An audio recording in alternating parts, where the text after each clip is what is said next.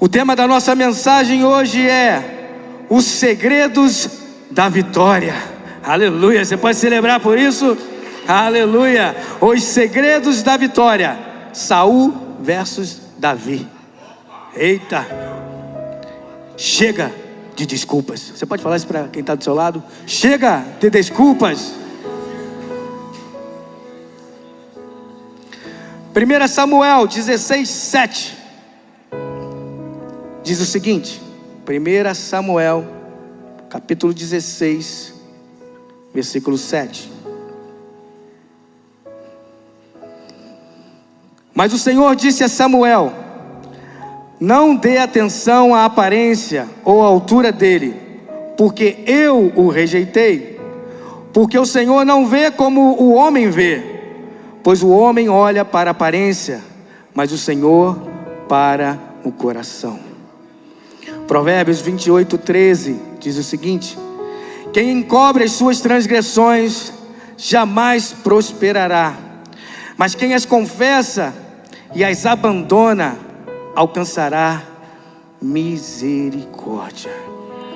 Pai, obrigado pela tua palavra, Senhor. Espírito Santo, eu te entrego o total controle dessa noite. Eu declaro que esse culto é teu. O que eu falar que possa ser guiado por ti, Senhor. Eu te entrego o controle. Vem comigo, Espírito Santo, vamos.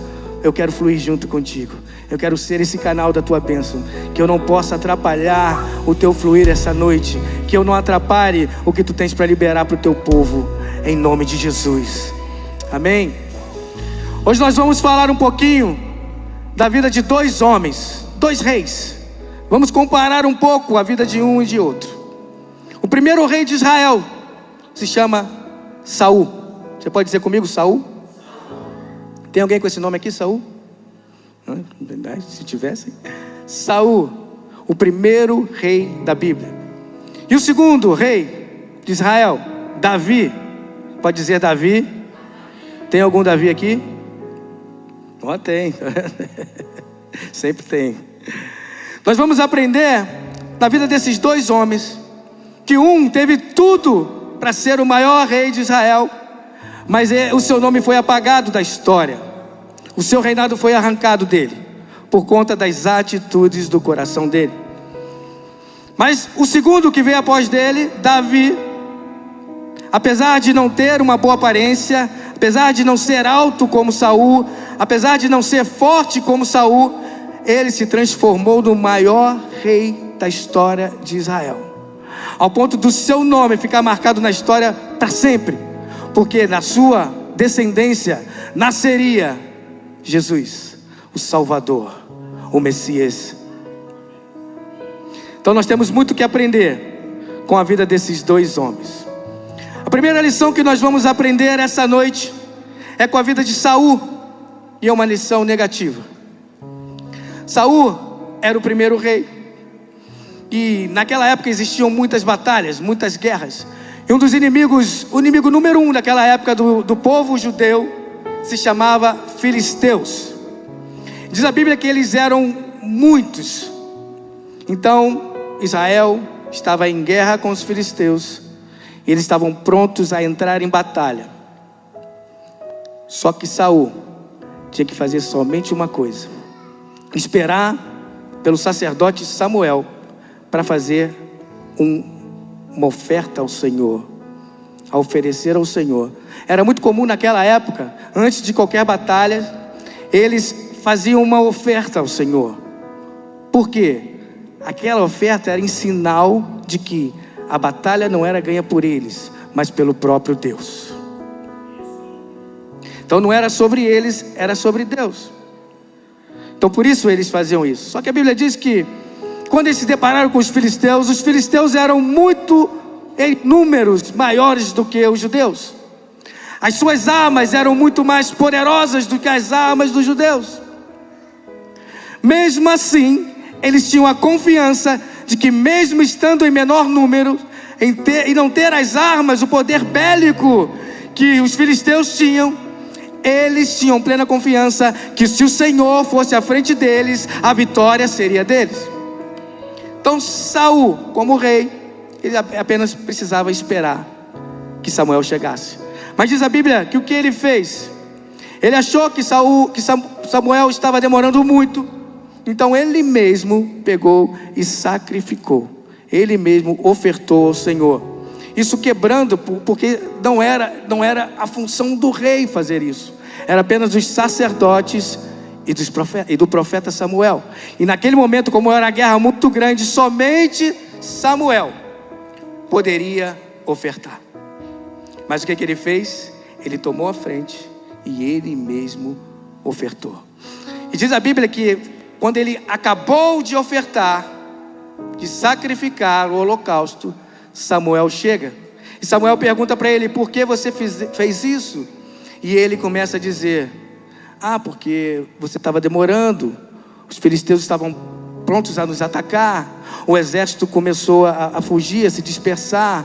O povo começou a se desanimar. Então ele começou a dar desculpas. E agora nós vamos para um outro exemplo. O exemplo de Davi. Davi, ele foi consagrado a rei com 16 para 17 anos, dizem os historiadores. Apenas um jovenzinho. Enquanto ele chegou, sabe quanto tempo demorou para Davi chegar ao trono de Israel completamente? Quem sabe?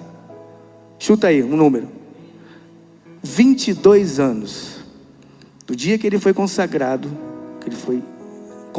a rei, até ele tomar o trono de Israel por completo. 22 anos. Só que diz a Bíblia que Saul começou a perseguir a Davi, e Davi teve que fugir. E a Bíblia diz que muitas das vezes Davi teve a oportunidade, pelo menos duas, o Senhor entregou Saul a ele, mas ele não matou Saul. Ele resolveu esperar e aguardar no Senhor. Ele disse: Senhor, é o seguinte: o Senhor me guarde de que eu faça tal coisa ao meu Senhor, se estender a mão contra ele, pois é o ungido do Senhor. E aqui nós vemos dois homens, dois destinos. Um homem que o seu nome foi apagado da história, e o outro que o seu nome ficou marcado para todo sempre na história como o maior rei de Israel. E aqui nós vemos a diferença do coração de um para o coração de outro. Enquanto Saul estava ansioso, enquanto Saul estava impaciente, enquanto Saul tomou a sua própria mão, da sua própria força, para fazer algo que não era cabível a ele, Davi teve em suas mãos a morte do rei e não fez nada, porque ele decidiu esperar em Deus e fazer a coisa certa. Essa noite a palavra de Deus para você e para mim é: não tente fazer com suas próprias forças. Espere em Deus, espere no Senhor. O tempo de Deus é perfeito. Ele não falha, Ele não muda, Ele não se atrasa. Ele é o mesmo ontem, hoje e eternamente. Ele nunca se atrasa. O tempo de Deus é perfeito. Saul não entendia disso, e por isso ele se precipitou. Mas Davi tinha um coração segundo o coração de Deus, e ele sim entendeu que o Senhor tem na palma de suas mãos o que é melhor para nós. Sabe, nós temos a tendência em nossas vidas a queremos achar que nós podemos fazer melhor do que Deus. Quando nós reclamamos e pensamos: Deus está se atrasando, está demorando esse meu green card, a minha vida não flui aqui na América. Nós estamos mandando uma mensagem direto para Deus: Deus, desce daí, deixa eu fazer melhor que você. Você acha que isso é possível? Claro que não. Nós não sabemos distinguir a nossa mão direita da nossa mão esquerda. Essa é a realidade. Nós dependemos do tempo de Deus e do próprio Senhor para vivermos nessa terra. Porque você, Jesus disse, não pode acrescentar uma hora sequer à sua vida. Ele disse: por que você se preocupa com amanhã, se você não pode acrescentar 1 hora sequer na sua vida? Se você não pode acrescentar 1 hora na sua vida, por que você se preocupa? Por que você então fica impaciente? Por que você está dizendo que Deus está demorando? Por que você está questionando Deus pelo tempo que a sua bênção, a sua vitória ainda não chegou? Sabe, meus irmãos, nós aprendemos aqui com Davi que confiar em Deus traz a vitória. Nós aprendemos aqui com Davi que esperar no Senhor é a melhor coisa que eu e você podemos fazer. Ah, pastor, você está falando isso porque você já está com a tua vida boa, você já tem o teu green card. Deixa eu te contar uma história para você, meu lindo. Eu estou aqui há 12 anos na América. Eu já passei muitas dificuldades nessa terra. Eu já contei meu testemunho aqui. Quando eu cheguei aqui, eu ganhava tão mal, que o dinheiro não era capaz de pagar as minhas contas. Mas porque eu confiei no Senhor, Deus nunca me deixou atrasar um aluguel. A minha esposa estudou aqui um visto de estudante por 8 anos e meio, e nunca nós atrasamos uma mensalidade. Não é por causa de mim, mas é por causa que eu entendia que para Deus, Ele tem tudo em suas mãos, e eu preciso confiar única e exclusivamente nele. Porque a Bíblia diz que por Ele e para Ele são todas as coisas. Sabe, demorou 10 anos para eu pegar o tão sonhado green card. 8 anos e meio a minha esposa ficou estudando. Nós pagamos uma mensalidade cara. Ela teve que realmente estudar para manter o nosso status. E depois que nós começamos o nosso processo de legalização através de um visto de trabalho, ainda demorou mais 3 anos praticamente. Eu sei o que você passa, eu sei que é difícil esperar, eu sei o quanto é difícil viver na América, eu sei das lutas que você vive, porque eu também vivo. Mas nós precisamos entender que se nós colocarmos a nossa confiança no Senhor, o tempo de Deus é perfeito, Ele não se atrasa. Talvez você ache que está demorando muito, e eu posso confessar para vocês, eu também achei. Eu achava que, poxa, eu podia ter recebido esse green card mais rápido, que eu poderia ter recebido. Sabe, nós já estávamos esperando o green card, já tínhamos passado por várias situações, e já se passavam quase 3 anos de processo, e nós recebemos uma carta não muito agradável, e que a imigração dizia o seguinte: que o meu processo, da minha esposa, estava praticamente tudo tranquilo, mas o meu, que era junto com ela, por causa de um erro do nosso advogado, eu estava pronto ao meu processo ser negado. E aí é que mora o perigo, né? Quando tudo vai bem, é fácil confiar em Deus. Quando tudo vai bem, é fácil dizer que o tempo de Deus é perfeito. Mas e quando as coisas não saem do jeito que a gente acha que tem que sair?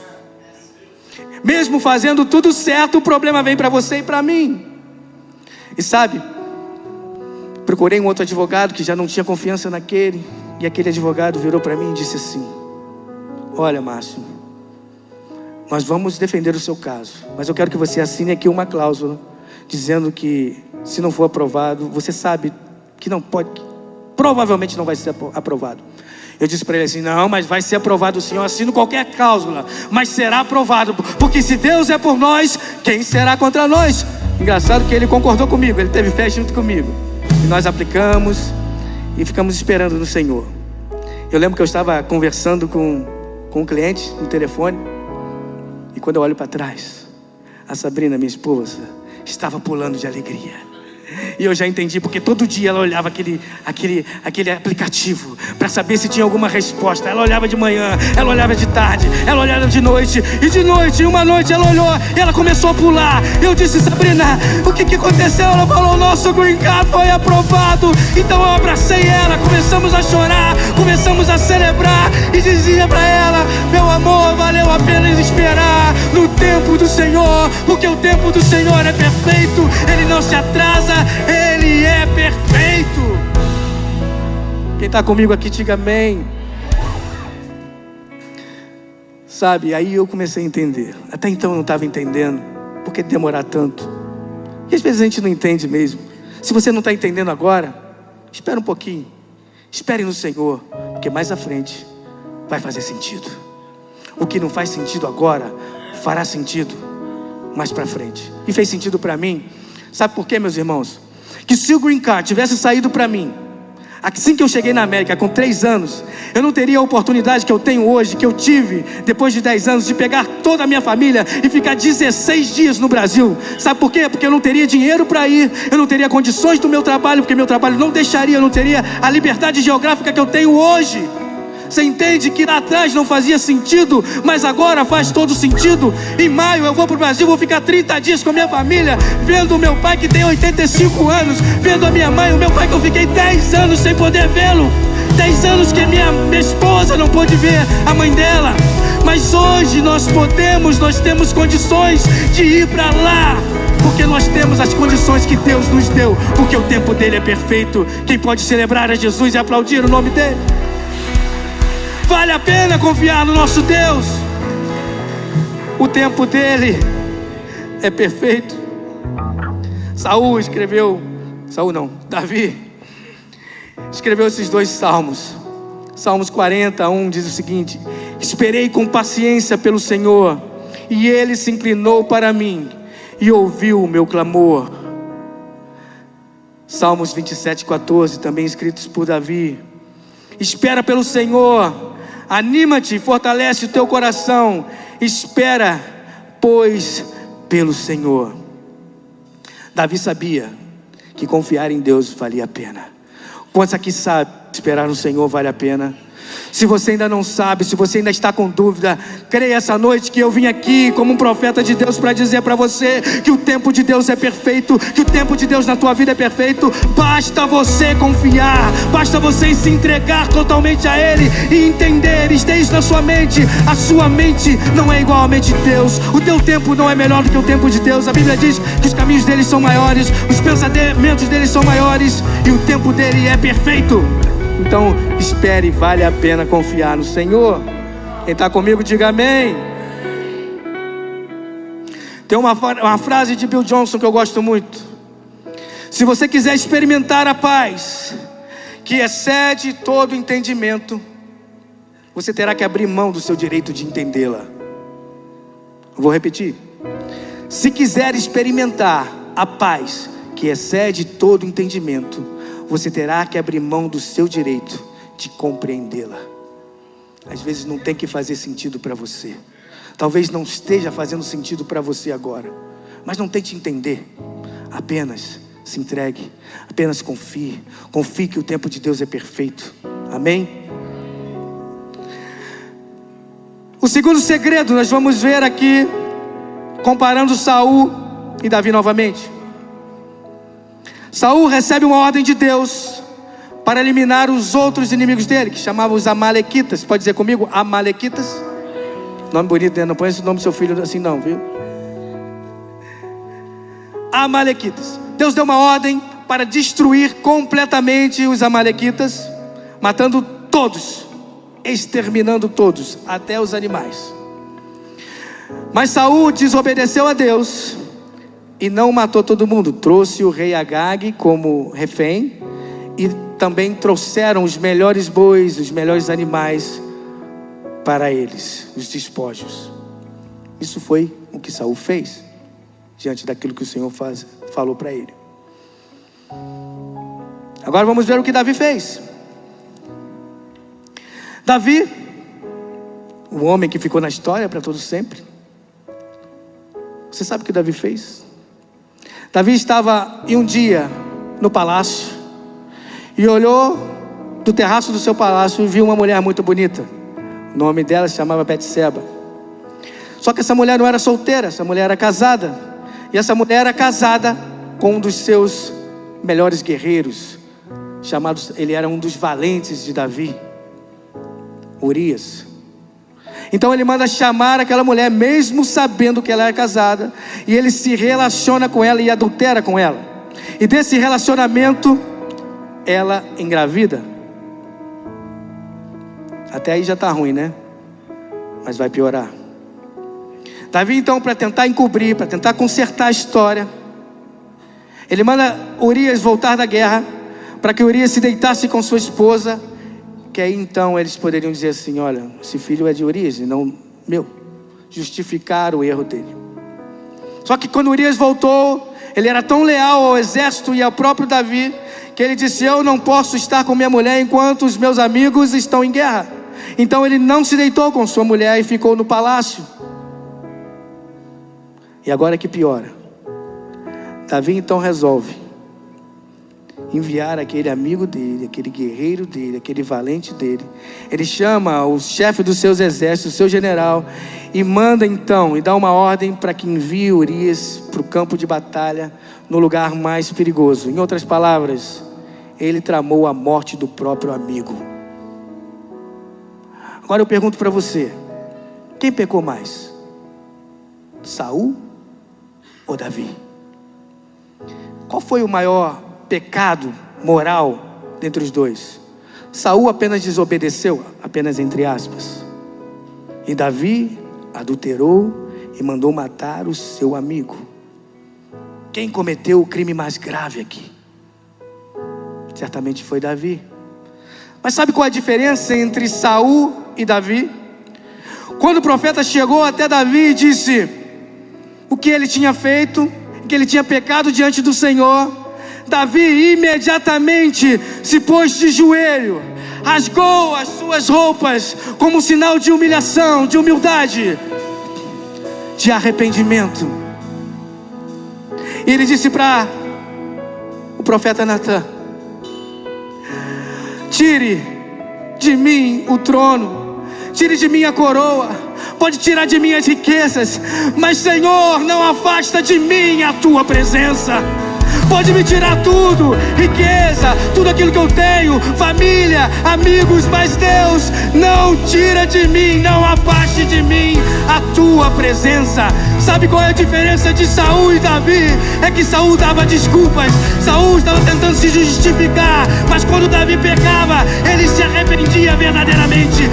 Ele era verdadeiro, ele sabia que ele era pó, ele sabia que ele era pecador, e ele sabia o caminho de volta para Deus. E o caminho de volta para Deus se chama arrependimento. A palavra arrependimento no grego significa metanoia, mudança de mentalidade. No hebraico se chama shuv, que significa voltar para trás ou mudar a rota. O que Deus nos chama, meus amados, é para uma vida de arrependimento. Você acha que eu sou menos pecador do que você? Claro que não. Eu peco, eu estou sujeito aos mesmos pecados que você, talvez pecados diferentes, mas a mesma vontade, o mesmo mal que habita em mim, que é o pecado, habita em você. Eu descobri uma coisa na minha caminhada, que nós conseguimos chegar a Deus ou ao céu, não é porque nós somos bons, mas é como nós reconhecemos que nós somos maus e dependemos única e exclusivamente da graça e da misericórdia dele. Davi sabia disso. Davi sabia que a única coisa que ele precisava era do perdão de Deus, e que ele não era ninguém sem o próprio Deus. Não tente brigar contra o pecado com as suas próprias forças. A Bíblia diz que arrependimento é metanoia. Mude a sua mente, mude a sua rota. Ah, pastor, mas esse pecado é muito grande, eu não consigo. Sabe por que você não consegue se livrar desse pecado? Porque você está flertando com ele, porque você está próximo dele. Você quer se afastar do pecado, o nome já diz, se afaste do pecado. Mudança de rota. Quantos aqui já viram aquele sinal de U-turn, que tem muito aqui? U-turn, o que significa isso? Você está indo naquele caminho, você tem que voltar. Exatamente isso que significa arrependimento. Você está indo no caminho oposto a Deus, você precisa voltar para o caminho aonde Deus está. E onde Deus está não tem pecado, onde tem pecado Deus não está. Davi sabia disso, e por isso ele se arrependia verdadeiramente. Quem está comigo diga amém. Então, meus amados, você quer ter vitória? Não dê desculpas. Você quer ter vitória? Se arrependa verdadeiramente. Davi sabia de uma coisa, que a gente precisa aprender isso, eu e você.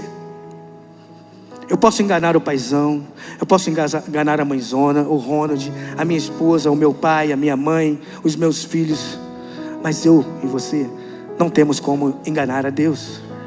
Saul achava que sim, que ele poderia se justificar diante de Deus, mas Davi, ele sabia o que nós devemos saber, que não tem como darmos desculpas para Deus, porque Ele sabe de todas as coisas.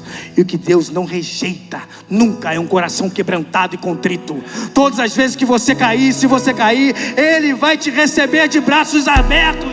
Entenda isso, o teu Deus é a pura misericórdia. Ele só precisa que você não queira o pecado. Tem uma frase de John Wesley que eu amo, que diz o seguinte: me dê 100 homens que nada temam senão o pecado, e que nada desejam senão Deus, e eu revolucionarei a terra. Isso aconteceu na vida de John Wesley, pode acontecer na minha vida e na tua vida. Nós precisamos temer o pecado. Lembra-se do Superman? O que fazia que o Superman ficasse fraco? Quem lembra? Kryptonita. Sabe qual é a nossa kryptonita? Pecado. Se afaste do pecado, se volte para Deus. Eu não tenho força. Amém. Ainda bem que você chegou aí, que você não tem força, porque eu também não tenho. Mas nós temos um dentro de nós, que a Bíblia diz que Ele é o nosso ajudador. É aquele que nos ajudaria, é aquele que nos guiaria em toda a verdade. E o nome dele é Espírito Santo, Ele está dentro de você. Você precisa apenas fazer uma coisa. Deus pode fazer tudo para você. Você é o filho dele e Ele te ama. Mas existe só uma coisa que Deus não pode fazer por você: a sua parte, que é dizer assim: me ajuda, Deus. Você pode dizer isso bem alto? Me ajuda, Deus. Aprenda a pedir ajuda. Arrepender é o caminho certo. Nunca dê desculpas. Saul deu desculpas dizendo que Davi era jovem quando ele enfrentou Golias. Davi adorava dar desculpas. Quem é bom, Saul obrigado. Quem é bom em dar desculpas, geralmente é ruim em se arrepender de verdade. Sabia disso? Se você conhece alguém que é bom em se desculpar, pode crer que ele é ruim em se arrepender. Quem sempre tem uma desculpa pronta, raramente tem um arrependimento sincero. Não dê desculpas, meu irmão. Deus detesta desculpas. Deus ama arrependimento. Deus ama arrependimento. Desculpas podem convencer os homens, mas só o arrependimento verdadeiro alcança Deus. E o último segredo dessa noite, e eu já estou terminando. Opa, quem falou primeiro aí para ganhar o prêmio? Quem foi? Para você não, ele falou que foi ele. Quem foi que falou primeiro aí? Quem falou mais alto? Diga o A aí. Boa. Cadê? Tem algum visitante aqui essa noite? Tem algum visitante? Amém. Você ganhou uma agenda da Lagoinha. Depois você pega lá atrás. Aleluia. Você pode aplaudir Jesus. Se é para Ele, pode ser melhor. Aleluia. E por último, a última verdade que nós vamos aprender, o último segredo que nós vamos aprender, é a história mais conhecida da Bíblia, e eu tenho apenas 2 minutos para falar dela, então eu vou ser rápido. Vocês já conhecem essa história. O gigante Golias. Quantos lembram dessa história? Davi e Golias.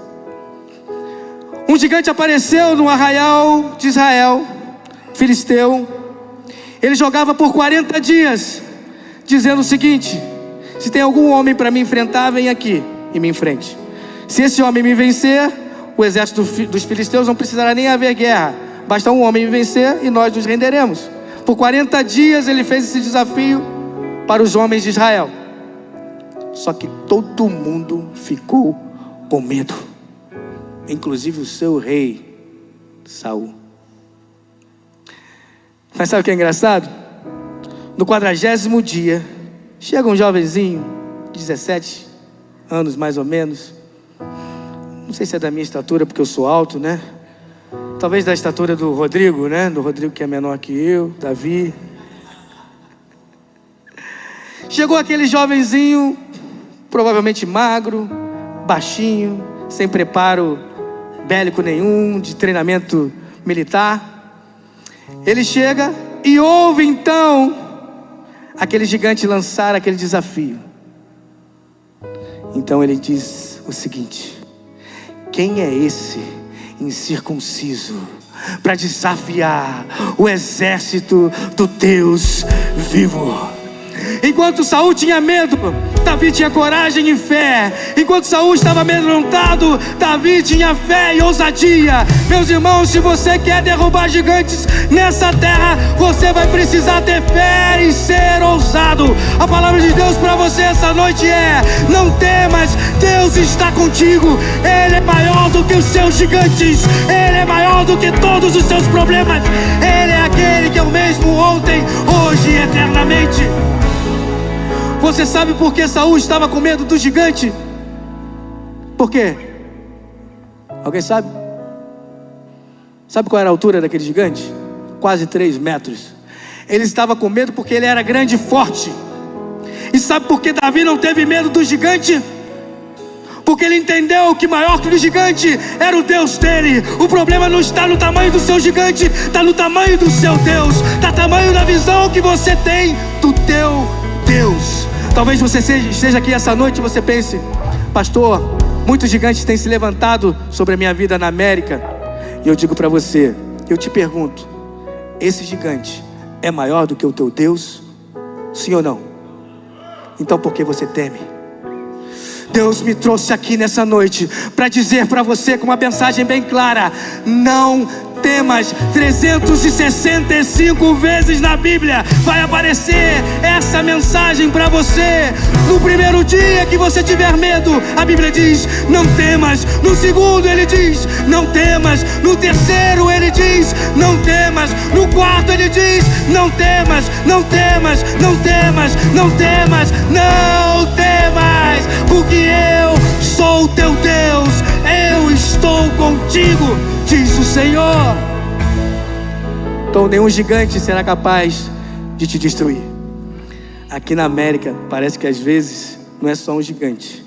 Parece que todos os gigantes se reuniram e estão tentando nos atacar, não é verdade? Mas sabe o que tem de bom quando todos os gigantes se levantam para nos atacar no mesmo tempo?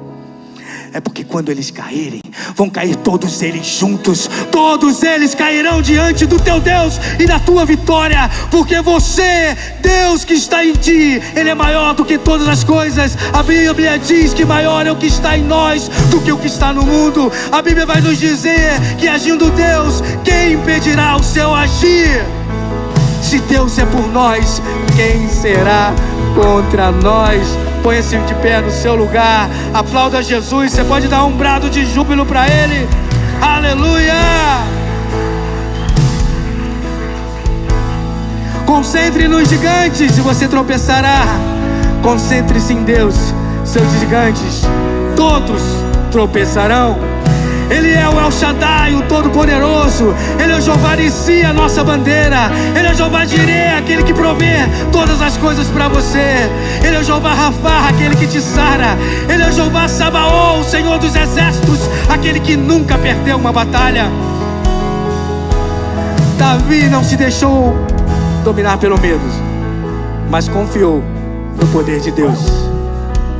Confie você também no poder de Deus, e você alcançará a sua vitória.